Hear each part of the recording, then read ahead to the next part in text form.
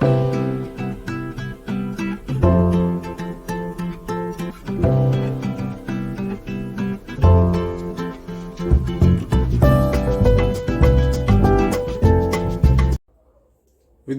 कक्षा 9वीं के विषय भूमिति में आपका हार्दिक स्वागत। लास्ट वीडियो में मैंने आपको लेसन 7 निर्देशांक भूमिति के कुछ मूलभूत संकल्पनाओं के बारे में समझाया था।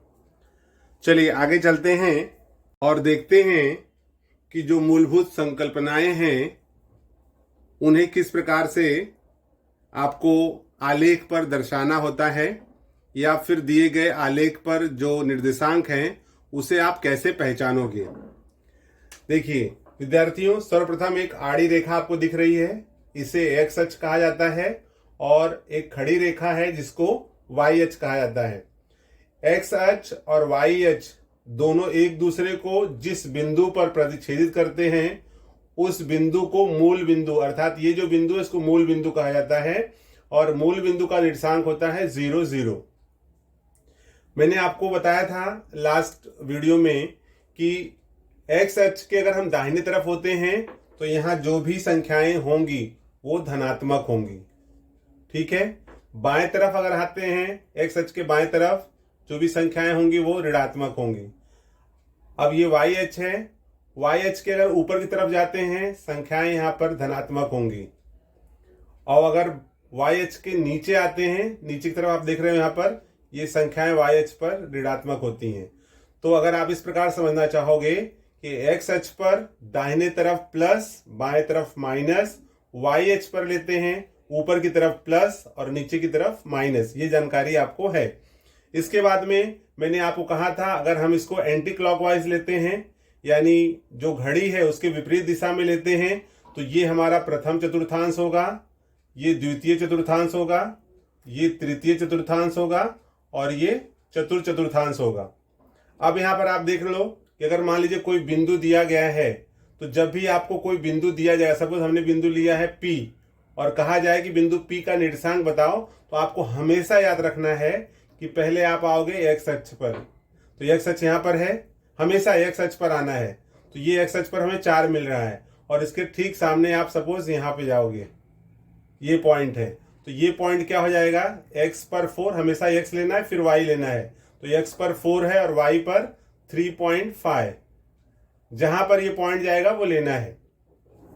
विद्यार्थियों, आप हमेशा याद रखोगे कि जो भी पॉइंट दिया जाएगा उसका आपको पहले x अक्ष लेना है और फिर y अक्ष, कहीं भी होगा। जैसे मान लीजिए यहां पर कोई पॉइंट है, सपोज ये पॉइंट है यहां पर Q, तो आप फिर यहां पर भले नीचे की तरफ है, आप जाइए यहां पर 7 और फिर इसके सामने आप यहां पर आओगे, सपोज यहां आ रहा है ऐसे, तो यहां पर क्या मिल रहा है आपको -2.5, मतलब Q का हम ले लेंगे 7, -2.5।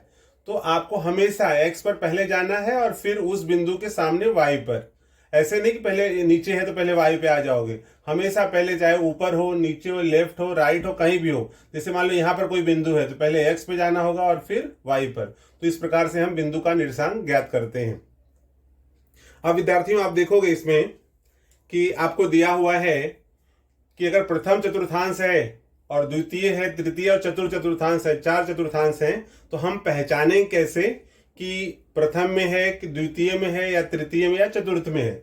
तो देखिए उसका सिंपल तरीका है कि सर्वप्रथम आपको देखना है, अगर प्रथम चतुर्थांश में है, प्रथम चतुर्थांश अगर इसके अंदर दिया हुआ है तो आप देखो x यहाँ पर प्लस है, मतलब कोई भी मान आएगा वो प्लस में आएगा।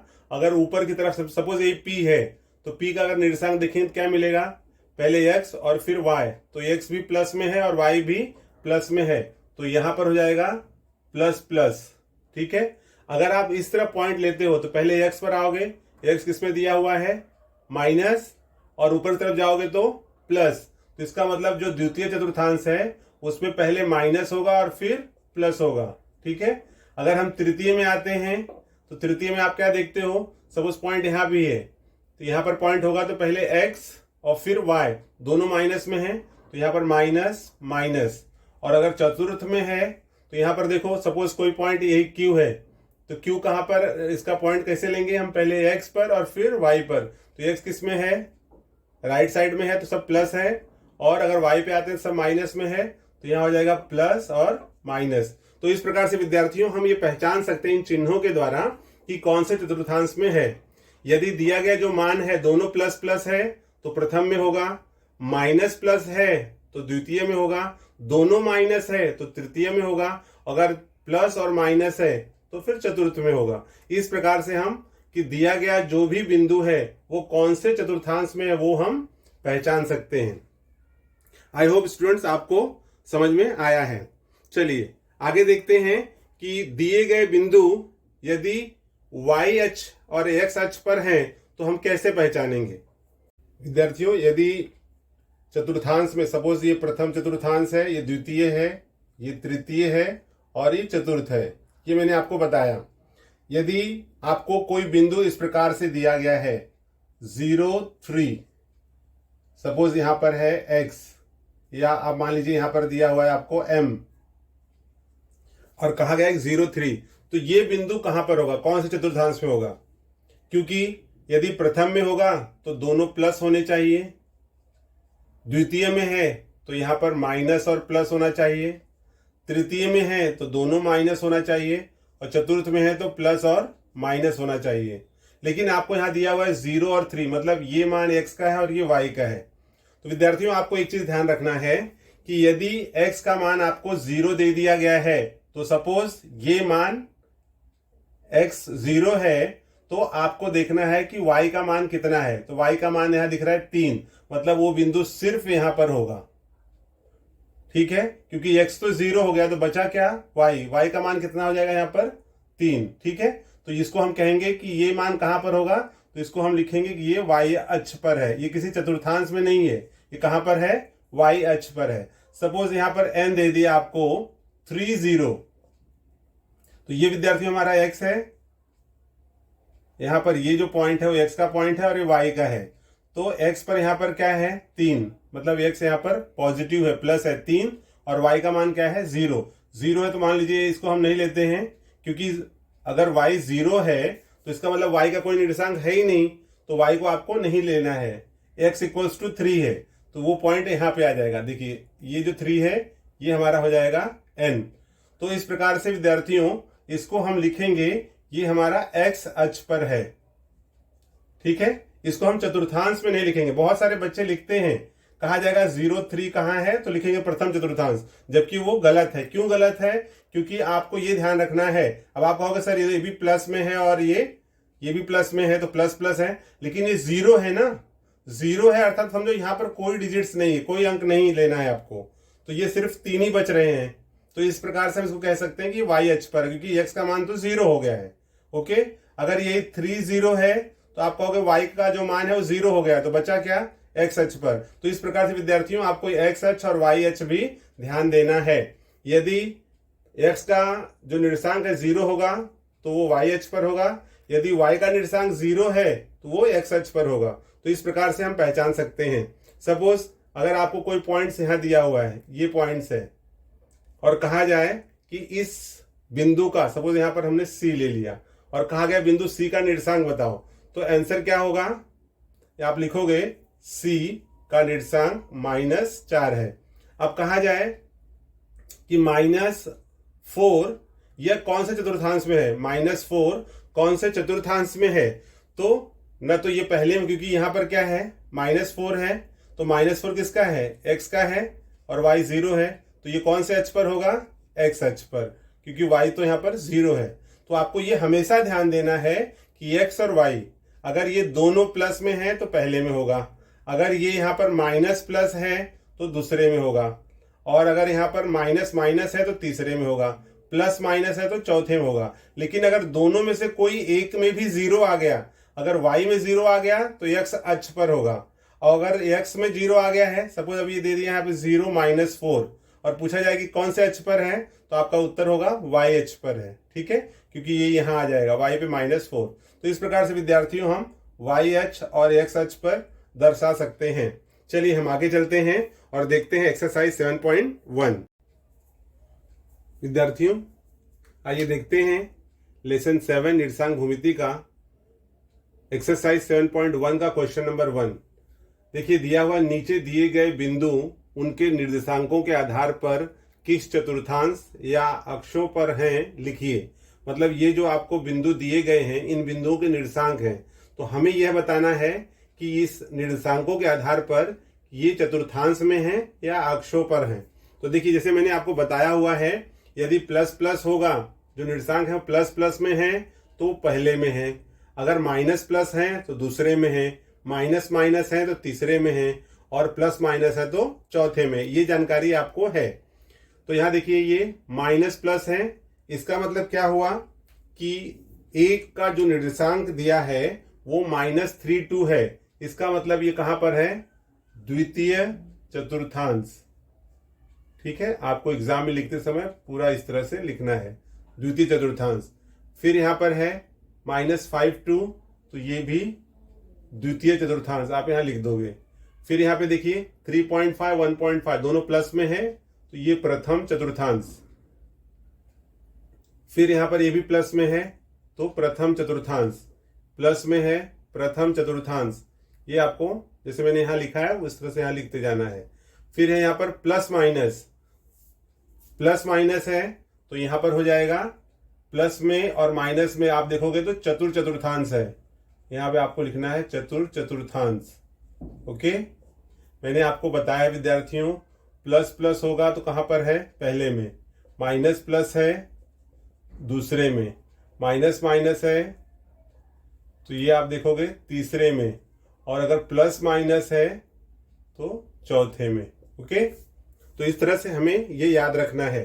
तो यहां पर अब आप देखिए, यहां पर 3 -7 है तो प्लस माइनस है, प्लस माइनस कहां पर है? चौथे में, तो यहां आ जाएगा चतुर चतुर्थांश। ठीक है, फिर अब यहां पर आप देखिए x पर ये x है और ये y है, तो x का मान 0 हो गया है, तो ये कहां पर होगा? ये किसी चतुर्थांश में नहीं है, ये कहां हो जाएंगे? y अक्ष पर। तो आपको ये पूरा खाली y नहीं लिखना है, y अक्ष लिखना है। और यहाँ पर ये x है और फिर ये y है, तो y 0 हो गया है, तो कहां पर होगा वो? x अक्ष पर। तो यहाँ आपको लिखना है x अक्ष पर। विद्यार्थियों ये चीजें आपको बहुत ध्यान रखने की जरूरत है कि अगर x टर्म 0 है तो हम y अक्ष पर लेंगे, और y वाला 0 है तो x अक्ष पर। अब अगला देखिए, यहां पर किस पर होगा आप बताइए? यस, x 0 हो गया है और यहां पर y है, तो यहां हम लिखेंगे y अक्ष पर। ठीक है, अब यहां फिर से x 0 है, यहां हो जाएगा y अक्ष पर।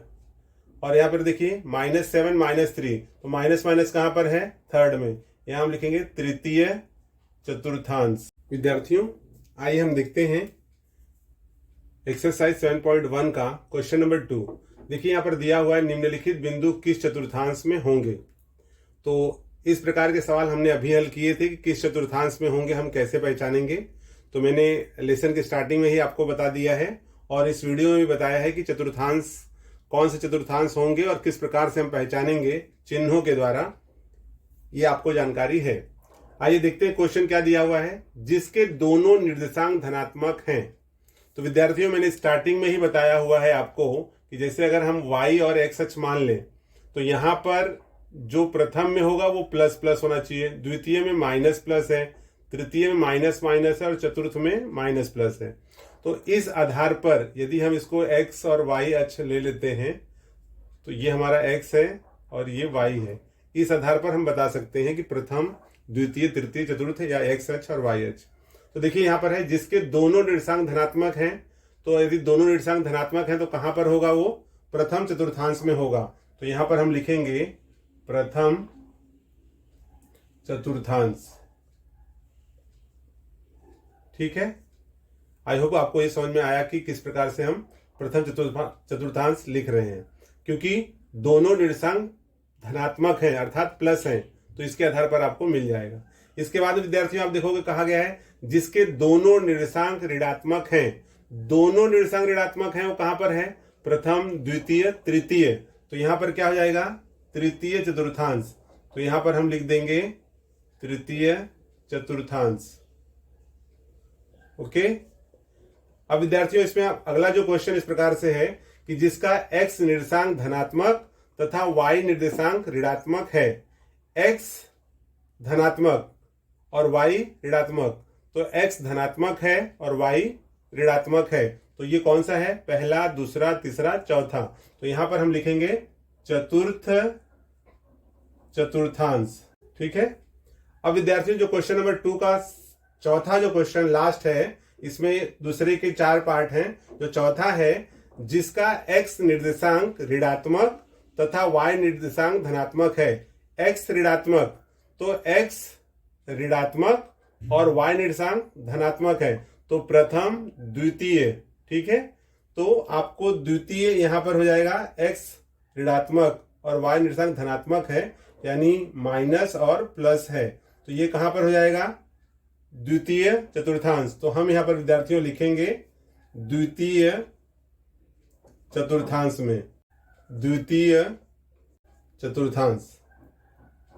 आई होप स्टूडेंट्स, आपको ये क्वेश्चन नंबर 2 के जो सब पार्ट 4 थे, उसमें दिए गए बिंदु किस चतुर्थांश में होंगे, यह सवाल का उत्तर मिल गया है और आपको सवाल समझ में आया है। यदि आपको सवाल समझ में आया है तो इसे सब्सक्राइब करें और शेयर करना न भूलें।